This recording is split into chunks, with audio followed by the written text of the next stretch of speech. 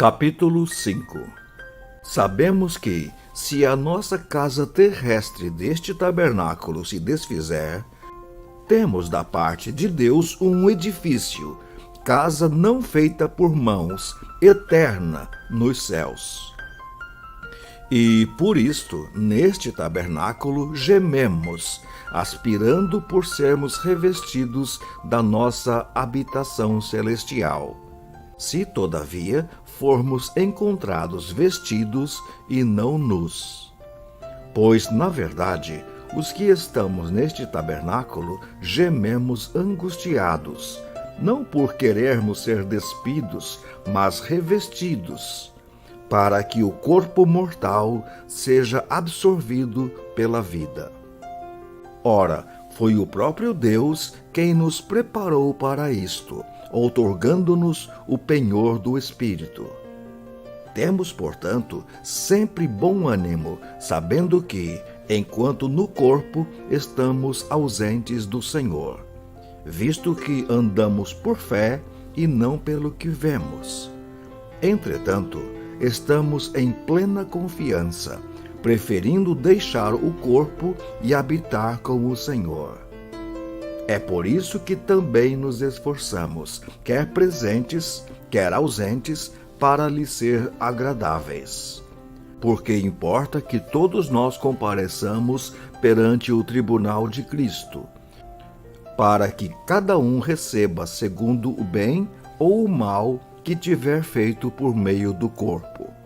E assim, conhecendo o temor do Senhor, persuadimos os homens e somos cabalmente conhecidos por Deus. E espero que também a vossa consciência nos reconheça. Não nos recomendamos novamente a vós outros. Pelo contrário, damo-vos ensejo de vos gloriardes por nossa causa, para que tenhais o que responder aos que se gloriam na aparência e não no coração.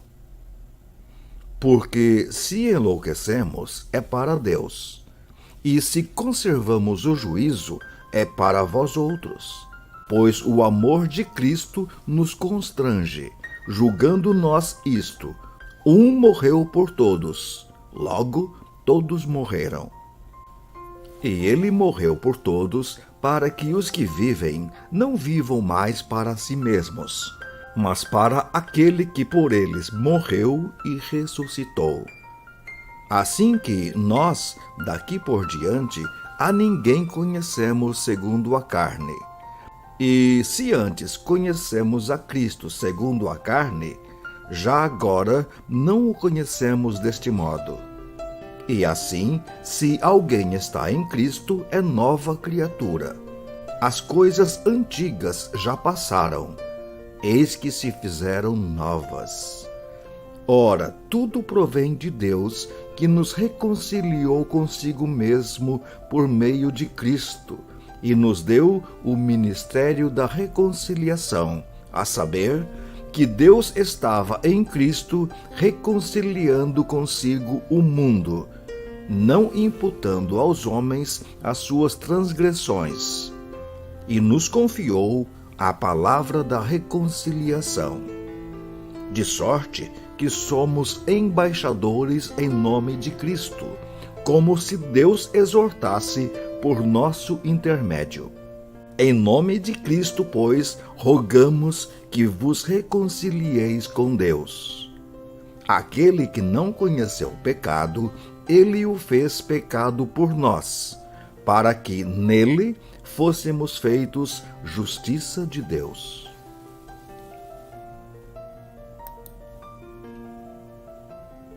Capítulo 6. E nós, na qualidade de cooperadores com ele, também vos exortamos a que não recebais em vão a graça de Deus. Porque ele diz: eu te ouvi no tempo da oportunidade e te socorri no dia da salvação. Eis agora o tempo sobremodo oportuno. Eis agora o dia da salvação. não dando nós nenhum motivo de escândalo em coisa alguma, para que o ministério não seja censurado. Pelo contrário, em tudo recomendando-nos a nós mesmos como ministros de Deus, na muita paciência, nas aflições, nas privações, nas angústias, nos açoites, nas prisões, nos tumultos, nos trabalhos, nas vigílias, nos jejuns, na pureza, no saber, na longanimidade, na bondade, no Espírito Santo, no amor não fingido, na palavra da verdade, no poder de Deus, pelas armas da justiça, quer ofensivas, quer defensivas, por honra e por desonra, por infâmia e por boa fama, como enganadores e sendo verdadeiros, como desconhecidos e, entretanto, bem conhecidos, como se estivéssemos morrendo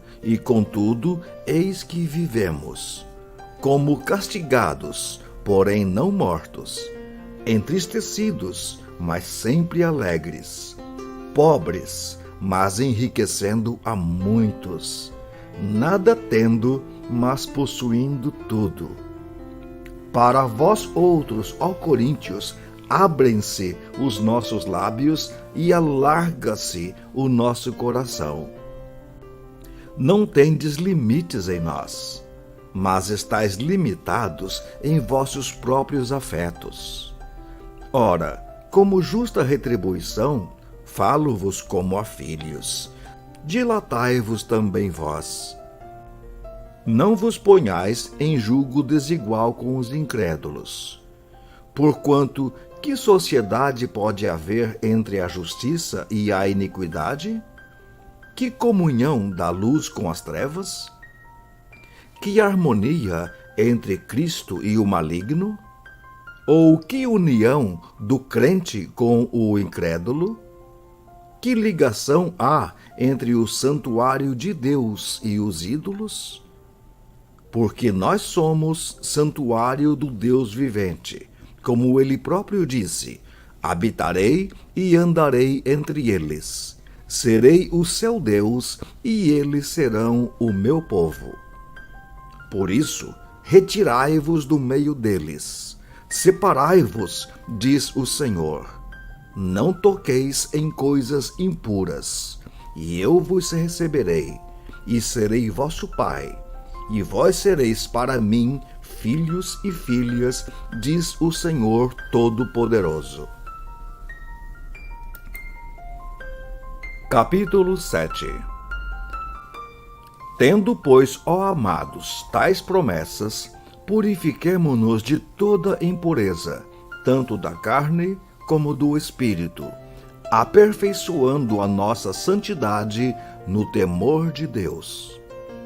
Acolhei-nos em vosso coração. A ninguém tratamos com injustiça, a ninguém corrompemos, a ninguém exploramos. Não falo para vos condenar, porque já vos tenho dito que estais em nosso coração, para juntos morrermos e vivermos. Muito grande é a minha franqueza para convosco, e muito me glorio por vossa causa. Sinto-me grandemente confortado e transbordante de júbilo em toda a nossa tribulação. Porque, chegando nós à Macedônia, nenhum alívio tivemos. Pelo contrário, em tudo fomos atribulados. Lutas por fora, temores por dentro. Porém Deus, que conforta os abatidos, nos consolou com a chegada de Tito. E não somente com a sua chegada, mas também pelo conforto que recebeu de vós, referindo-nos à vossa saudade, o vosso pranto, o vosso zelo por mim, aumentando assim meu regozijo. Porquanto, ainda que vos tenha contristado com uma carta, não me arrependo, embora já me tenha arrependido, vejo que aquela carta vos contristou por breve tempo. Agora me alegro, não porque fostes contristados, mas porque fostes contristados para arrependimento. Pois fostes contristados segundo Deus, para que, de nossa parte, nenhum dano sofresseis.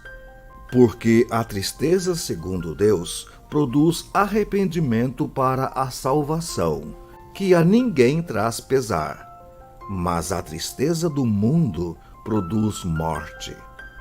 Porque quanto cuidado não produziu isto mesmo em vós que, segundo Deus, fostes contristados?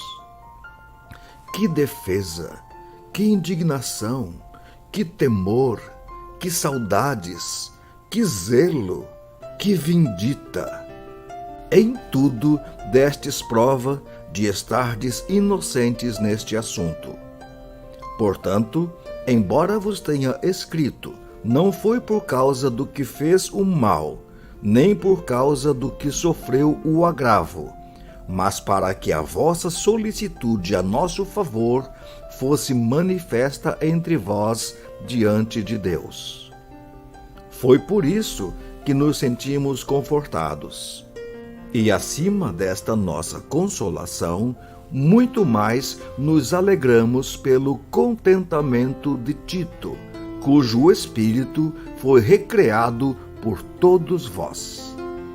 Porque se em alguma coisa me gloriei de vós para com ele, não fiquei envergonhado. Pelo contrário, como em tudo vos falamos com verdade, também a nossa exaltação na presença de Tito se verificou ser verdadeira. E o seu entranhável afeto cresce mais e mais para convosco, lembrando-se da obediência de todos vós, de como o recebestes com temor e tremor. Alegro-me, porque em tudo posso confiar em vós.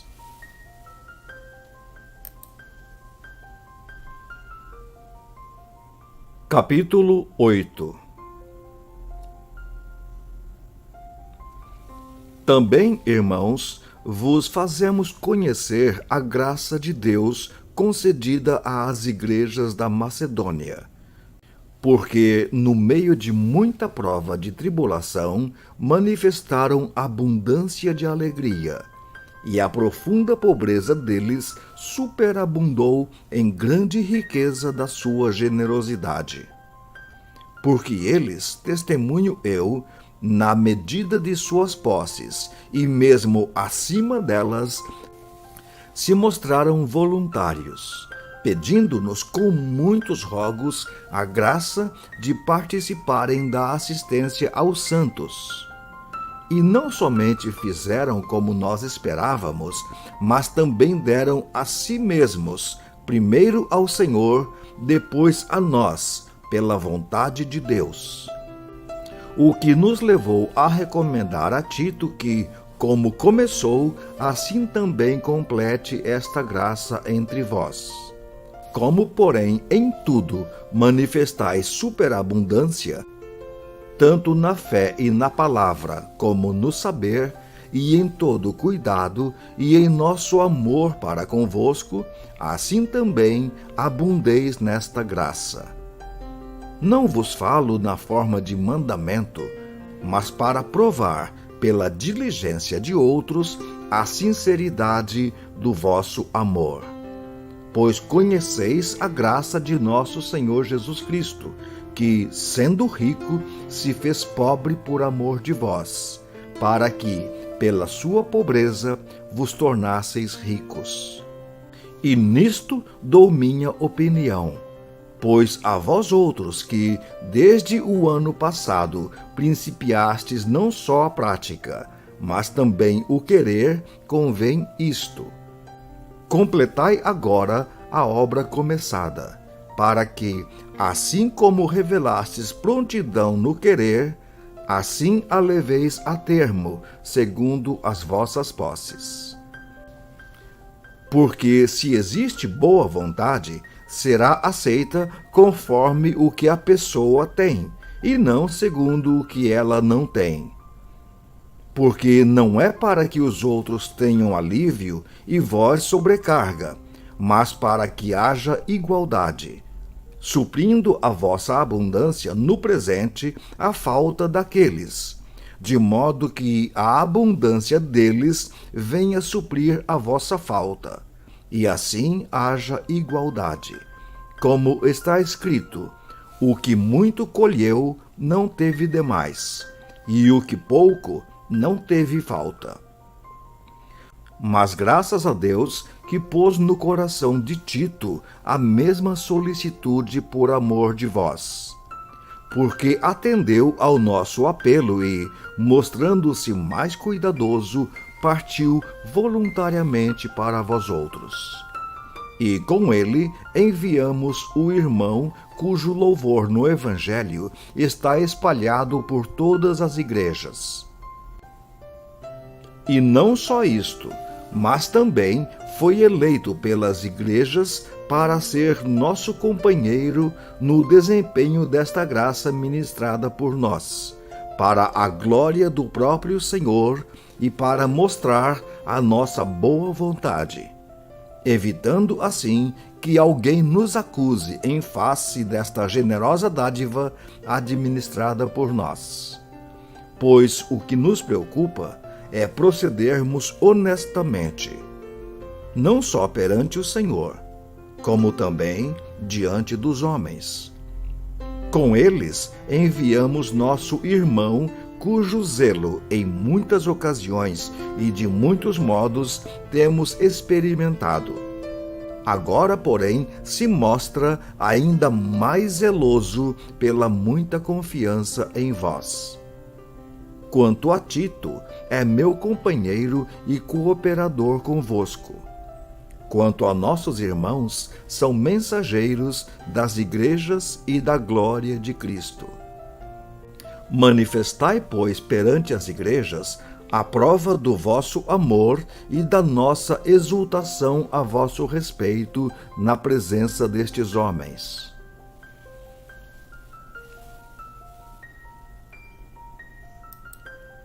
Capítulo 9. Ora, quanto à assistência a favor dos santos, é desnecessário escrever-vos, porque bem reconheço a vossa presteza, da qual me glorio junto aos macedônios, dizendo que a Acaia está preparada desde o ano passado. E o vosso zelo tem estimulado a muitíssimos. Contudo, enviei os irmãos para que o nosso louvor a vosso respeito neste particular não se desminta, a fim de que, como venho dizendo, estivesseis preparados, para que, caso alguns macedônios forem comigo e vos encontrem desapercebidos, não fiquemos nós envergonhados, para não dizer vós, quanto a esta confiança. Portanto, julguei conveniente recomendar aos irmãos que me precedessem entre vós, e preparassem de antemão a vossa dádiva já anunciada, para que esteja pronta como expressão de generosidade, e não de avareza. E isto afirmo: aquele que semeia pouco, pouco também ceifará. E o que semeia com fartura, com abundância também ceifará.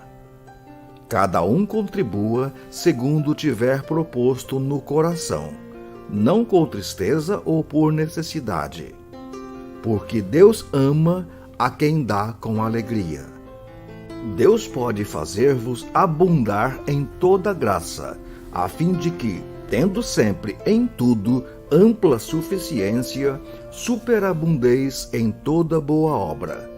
Como está escrito, distribuiu, deu aos pobres, a sua justiça permanece para sempre. Ora, aquele que dá semente ao que semeia e pão para alimento, também suprirá e aumentará a vossa sementeira, e multiplicará os frutos da vossa justiça, enriquecendo-vos em tudo para toda generosidade, a qual faz que, por nosso intermédio, sejam tributadas graças a Deus.